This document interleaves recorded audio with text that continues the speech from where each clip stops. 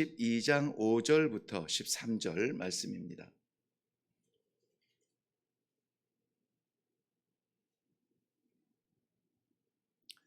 다니엘서 12장 15절부터 마지막 13절까지 우리 함께 합독하도록 합니다.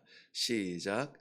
나 다니엘이 본즉 다른 두 사람이 있어 하나는 강 이쪽 언덕에 섰고 하나는 강 저쪽 언덕에 섰더니 그 중에 하나가 세마포 옷을 입은 자 곧 강물 위쪽에 있는 자에게 이르되 이 놀라운 일의 끝이 어느 때까지냐 하더라. 내가 들은즉 그 세마포 옷을 입고 강물 위쪽에 있는 자가 자기의 좌우 손을 들어 하늘을 향하여 영원히 살아 계시는 이를 가리켜 맹세하여 이르되 반드시 한때 두때 반때를 지나서 성도의 권세가 다 깨지기까지이니 그렇게 되면 이 모든 일이 다 끝나리라 하더라. 내가 듣고도 깨닫지 못한지라. 내가 이르되 내 주여 이 모든 일의 결국이 어떠하겠나이까 하니 그가 이르되 다니엘아 갈지어다. 이 말은 마지막 때까지 간수하고 봉함할 것임이니라. 많은 사람이 연단을 받아 스스로 정결하게 하며 희게 할 것이나 악한 사람은 악을 행하리니 악한 자는 아무것도 깨닫지 못하되 오직 지혜 있는 자는 깨달으리라.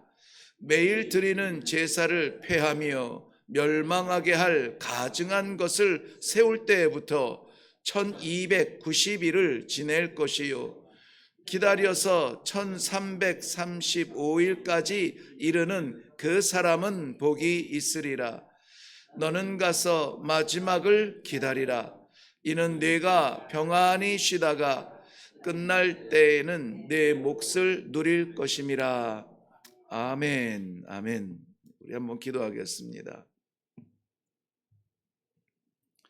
아버지 정하신 그 마지막 순간까지 변치 아니하는 그러한 이 우직한 믿음으로 나아가겠습니다. 다짐하는 고백으로 고백의 자리로 이 새벽에 올라와 다시 한번 아버지 말씀을 받기를 원합니다. 사랑하는 주의 백성들, 어떤 풍파를 만날지라도 어떤 산을 오를지라도 계곡을 지날지라도 변치 아니하는 믿음으로 마지막 자리까지 이 믿음으로 설 수 있도록 하나님 은혜를 베풀어 주시옵소서. 필요한 것, 급한 것, 간구할 것 많습니다. 그러나 그 모든 것 위에 하나님의 말씀이 나를 세우기를 원하오니 아버지의 말씀 붙들게 하여 주시옵소서. 감사드리오며 예수님 이름으로 기도하옵나이다. 아멘.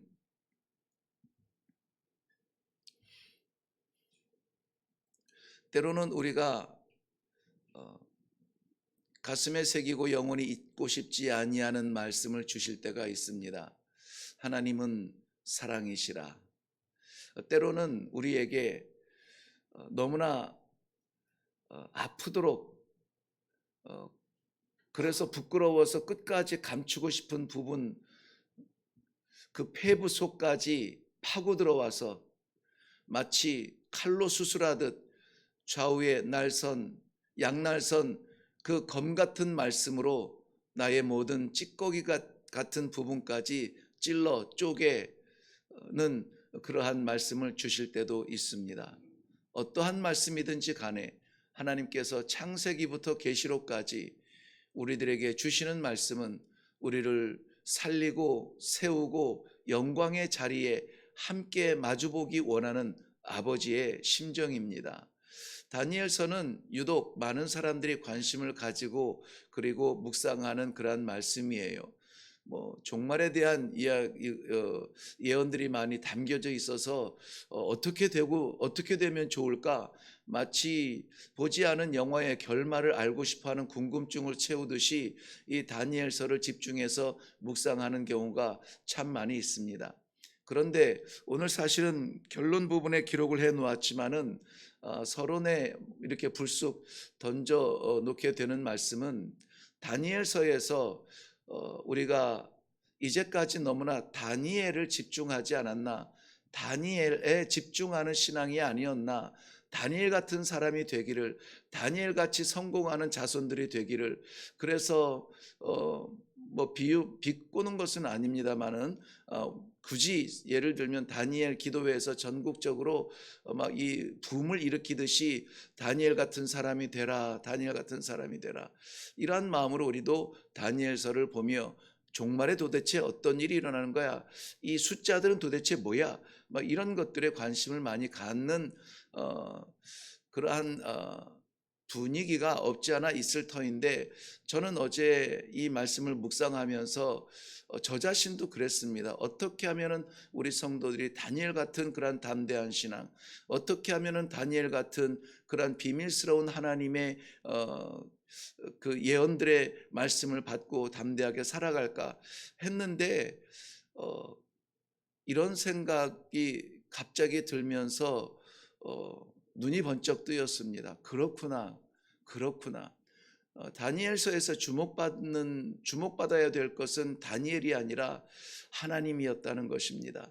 다니엘을 쓰시는 하나님, 다니엘을 부르시는 하나님, 사자의 입을 막으시는 하나님, 불을 7배나 더 뜨겁게 풀무불을 지폈으나 그러나 그 온도가 사랑하는 그 아들들을 태우지 못하도록 지키신 네 번째 그 하나님, 그 하나님께서 이 다니엘서의 주인공이신데, 우리가 사람에게 주목하는 습관이 아직도 나에게도 있구나. 사람 바라보지 마세요라고 말하지만은 나도 이 말씀 속에서 영웅처럼 되어져가는 이 영웅들의 이야기에 흥분하고 있구나 하는 모습을 바라보게 됩니다.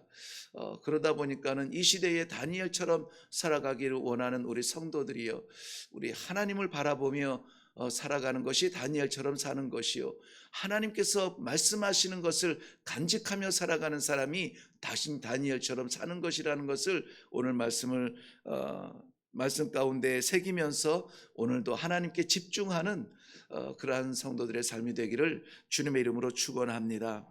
오늘은 11장 12장에 이어서 다니엘서의 결론 부분을 같이 살펴보고 있습니다. 다니엘서의 결론은 결국은 무엇입니까? 한때 두때 반때나 이런 숫자들을 해석하는 것이 다니엘서의 결론은 아니라고 봅니다. 다니엘서의 결론을 제가 11장부터 언급한 것은 많은 왕들이 일어나고 많은 나라들이 무너집니다. 그리고 그 왕들이 일어나고 이 나라들이 세워질 때에 저들은 세상적 가치의 힘을 가지고 힘을 얻고 그리고 권력을 가지고 권세를 누리며 확장해 간다고 했습니다. 그것은 이 시대에도 여전히 다르지 아니하는 부요함, 풍요로움이 저들의 힘이었던 아하수에로 왕 같은 사람들을 말하기도 합니다. 그리고 알렉산더 대왕처럼 그의 능력과 권세와 군사들의 말발굽 소리가 저의 그 심장을 울리듯 정복하지 못할 땅이 없어서 어떡하냐, 내일은 어떡하냐, 그러한 만큼 이 전쟁의 능력을 가지고 나라를 세운 사람들도 있습니다. 뿐만이 아니라 부요로움과 이 권력과 권세뿐만이 아니라 그것에 감당하지 못해서 그 자리에 이르고 싶을 때에는 온갖 간교한 속임수와 거짓으로라도 세상에 힘을 얻고자 하는 그러한 왕들도 있었습니다. 그런데 저들의 결말은 결국은 똑같았습니다. 11장 19절 말씀에 보면은 저들의 그 모든 것들이 다시는 보이지 않았다. 영원히 빛날 것 같았는데 다시는 보이지 않았어요. 11장 45절 말씀에서도 결국 종말에는 저들을 도울 사람이 없다. 목숨을 건 동지 같았는데 오히려 이 마지막 종말에 도울 자가 없었다고 말하고 있습니다. 그런데 지혜로운 자는 궁창에 빛나는 별처럼 빛날 것이다. 특별히 그러한 가운데에서 많은 사람을 옳은 대로 돌아오게 하는 자는 별과 같이 영원토록 빛나리라. 영원성에 대해서 말씀하시면서 빛나리라, 공통점은 빛날 것이라는 것이었습니다. 결국은 많은 것을 가진 자가 되기보다는 지혜로운 자가 되라.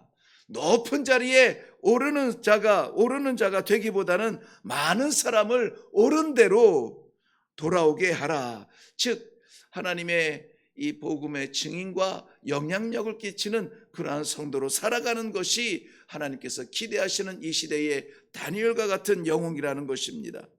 그렇다면은 이 지혜로운 자를 하늘에 빛나는 빛처럼 빛나게 하실 텐데, 이 지혜로운 자는 어떤 사람이냐? 결국은 그것을 알아야 우리도 지혜로운 사람이 될 텐데요. 오늘 본문 말씀은 결국 그 지혜를 말씀해 주고 있는 것입니다. 10절 말씀에 보면은 많은 사람이 연단을 받아 스스로 정결하게 하며 희게 할 것이나 악한 사람은 악을 행하리니 악한 자는 아무것도 깨닫지 못하되 오직 지혜 있는 자는 깨달으리라.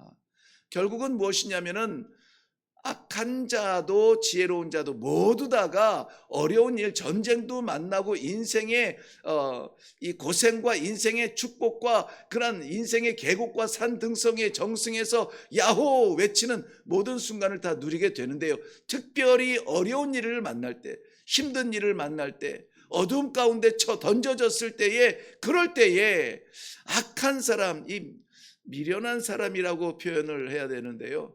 미련한 사람은 깨닫지 못하는데 왜 이 어려움이 내게 왔을까? 왜 이 축복이 내게 왔을까? 왜 내가 이 고통을 당할까? 왜 내가 이러한 은혜를 누릴까? 이것을 깨닫지 못하는 사람을 악한 사람이라 말하며 지혜 없는 자라 이렇게 말하고 있습니다.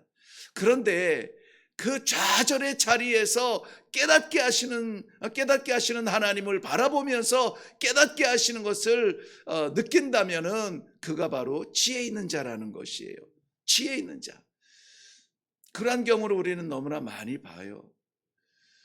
세상에 그 누구도 곁을 둘 수도 없고 꺾을 수도 없는 교만의 사람에게 어쩔 수 없는 인간의 능력과 인간의 한계로 견딜 수 없는 그러한 질병에 던져진다든지 해결할 수 없는 문제 가운데 던져져서 마지막 해보려고 안 되다가 아이고 하나님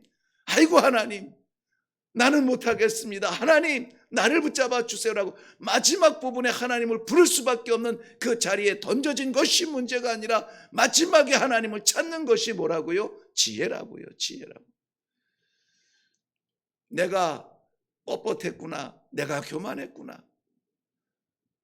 내가 내 신앙의 우상이었구나.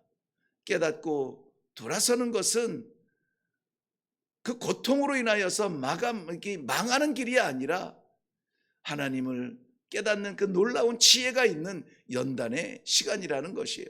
그러니까 오늘 10절 말씀을 저는 중심으로 삼고 싶은데요.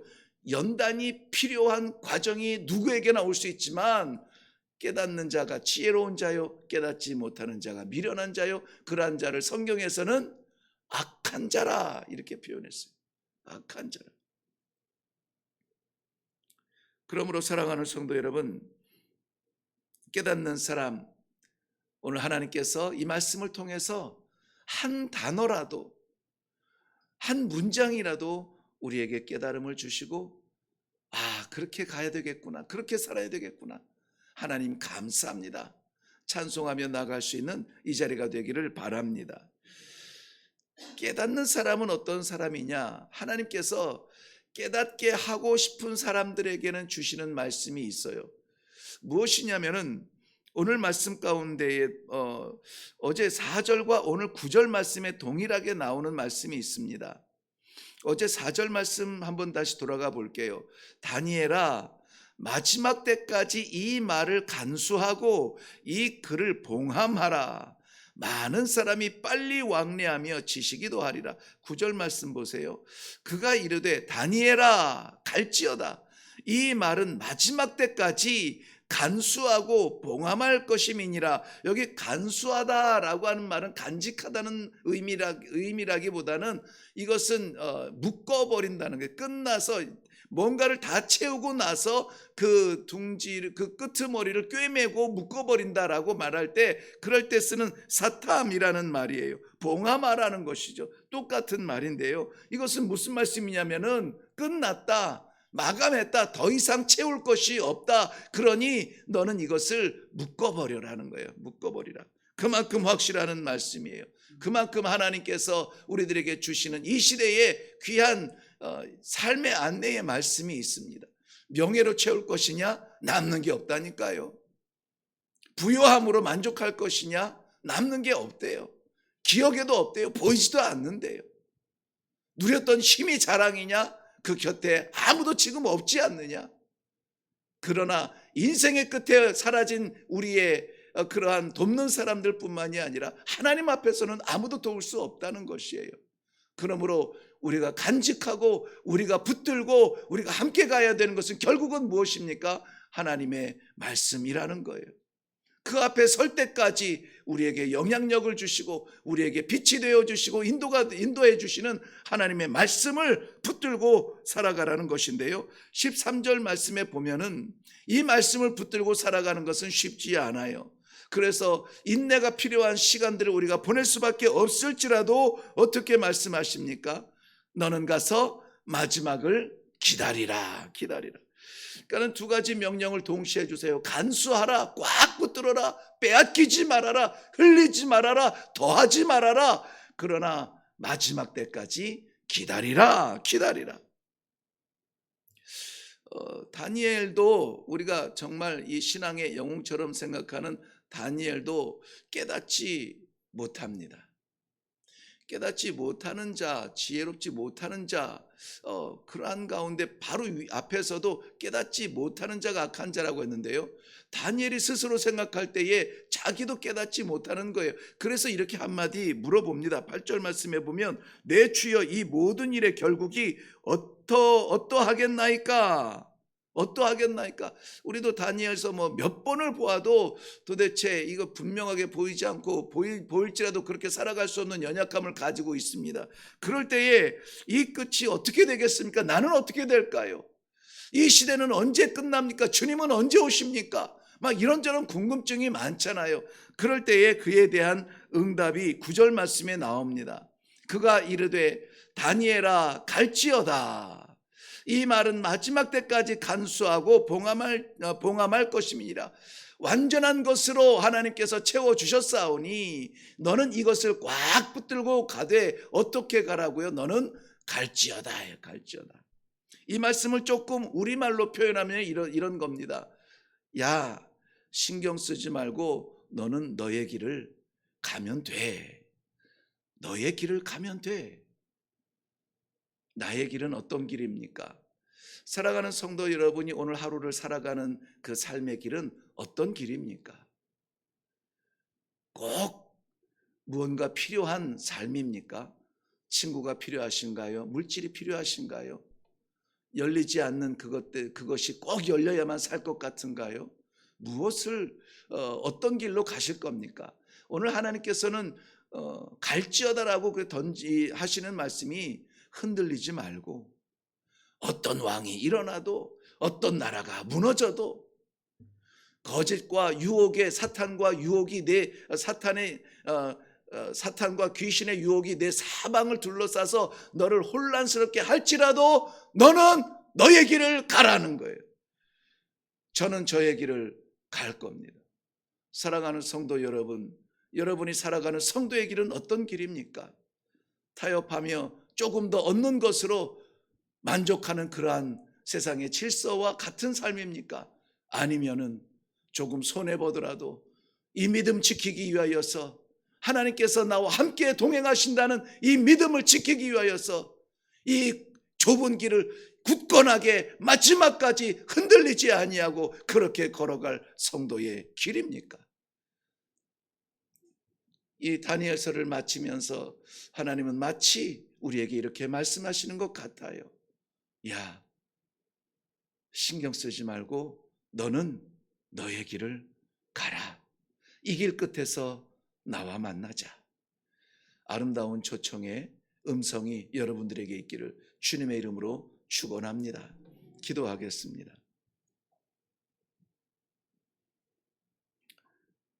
아직도 많은 사람들이 혼란스러워하고 이 숫자에 묶여서 이게 무슨 날이다, 몇 날이다, 종말이다, 7년 대환란 마지막이다, 예수 재림 때까지의 마지막 기회다, 여기에 빠져서 이 말씀을 하신 하나님을 바라보지 못하는 안타까운 중에 우리 하나님 아버지, 이 시간에 부르신 주의 사랑하는 백성들에게 다른 것 신경 쓰지 말고 너는 나와 함께 이 길을 같이 가자, 믿음의 길로 초청해 주시는 하나님 아버지 은혜를 감사합니다.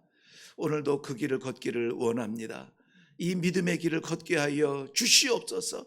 흔들리는 우리의 건강과 부족한 우리의 경제와 두려운 우리의 관계들, 이것저것 우리의 마음을 빼앗기고 가정사와 하나님 맡기신 기업의 흔들림과 여러 가지로 우리가 두려움에 던져질지라도 그러나 하나님을 바라보며 흔들리지 아니하는 이 믿음의 길을 걸어갈 수 있는 귀한 택함 받은 하나님의 성도들의 삶이 될 수 있도록 축복하여 주시옵소서. 그 길로 걸어가겠습니다. 그리하여서 이 길 끝에 있는 두 팔 벌려 나를 환영하시는 아버지 품에 안기겠습니다. 오늘 분명한 삶의 방향성이 정해지고 그 길을 향하여 나아가는 성도들이 될 수 있도록 축복하여 주시옵소서. 감사드리오며 예수님의 이름으로 기도하옵나이다. 아멘. 네, 혹시 눈치를 채시는 분들이 있겠지만은 성도들을 위한 저의 축복의 기도는 뭔가 부족함을 채우는 것이 아니라 하나님께서 이미 채워주신 이 구원의 길을 끝까지 걸어낼 수 있는 축복이에요. 그보다 더한 축복이 없다고 봅니다. 건강도 부족하고 물질도 부족하고 여러 가지 삶의 숙제와 문제가 많아 인내가 필요한 날마다의 삶이지만, 그런데 진정한 축복은 그것들이 채워지는 것이 아니라 그러한 중에서도 우리가 하나님을 놓치지 않는 것, 하나님과 동행하는 것, 하나님께서 내 안에 살아계시는 것을 믿는 믿음이 세상이 줄 수 없는 축복 아닙니까? 그래서 오늘도 저는 마음껏 여러분을 축복하겠습니다. 마음껏 여러분의 삶 가운데 하나님 동행하여 주시옵소서. 그러면 살겠나이다. 여러분을 위해서 축복하기를 원합니다. 오늘도 하나님께서 우리 말씀 가운데 주시는 대로 우리 하나님의 말씀을 붙들고 살아가는 성도가 되게 하여 주시옵소서. 우리 같이 기도하시고 그리고 삶의 숙제가 있거든 그것마저도 하나님 앞에 내려놓고 믿는 마음으로, 없어도 안 죽을 것 때문에 죽을 것 같이 우리 가슴치지 않고 통곡하지 않고 하나님이면 됩니다. 하나님과 동행하게 하여 주시옵소서. 기도하며 내려갈 수 있기를 바랍니다. 우리 같이 기도하겠습니다.